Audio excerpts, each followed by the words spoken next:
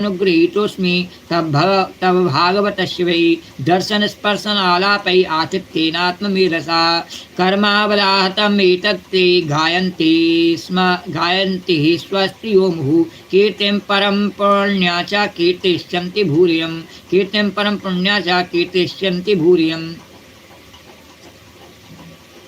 दुर्वासा जी ने कहा, धन्य है, आज मैंने भगवान के प्रेमी भक्तों का सह महत्व देखा।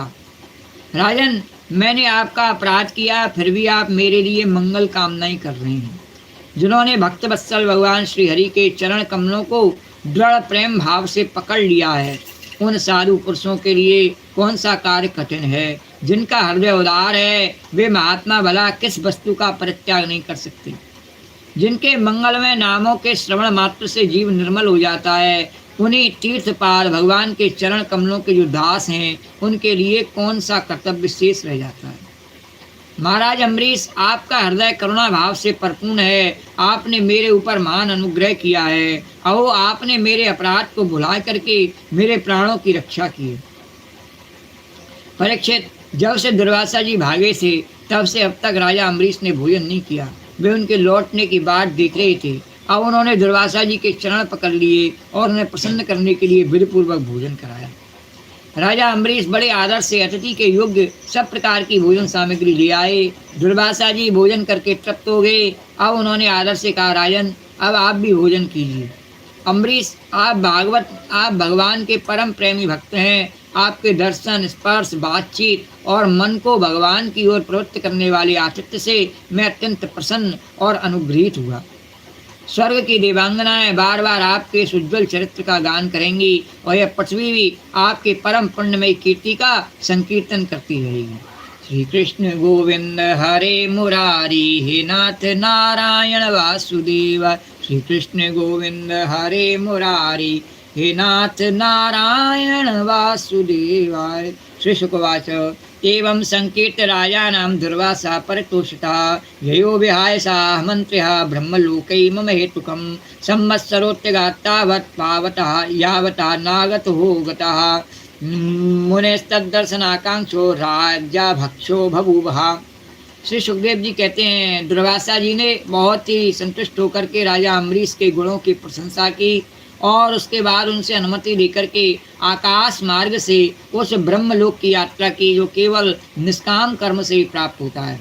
परीक्षित, जब सुदर्शन चक्र से भयभीत होकर दुर्वासा जी भगे थे, तो तब से लेकर उनके लौटने तक 1 वर्ष का समय बीत गया।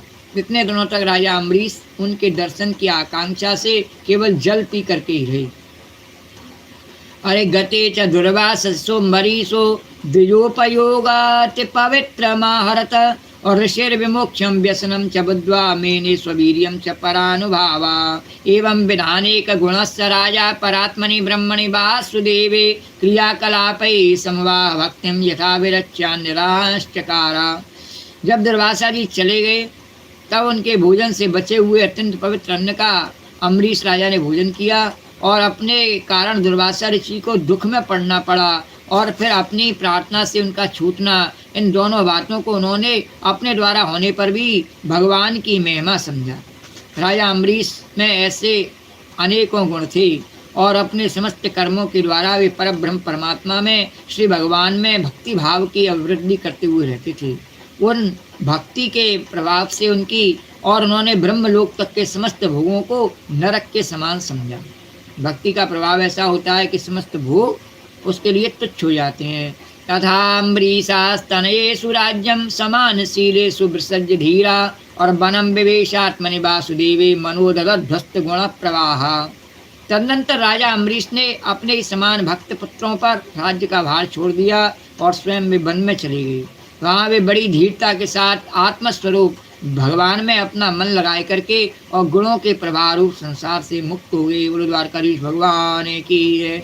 अरे तेतर पुण्यमाख्यानम अम्बरीशस्य भूपते संकीर्तयन् ध्यानान् भक्तो भगवतो भवे संकीर्तयन् भक्तो भगवतो भवे।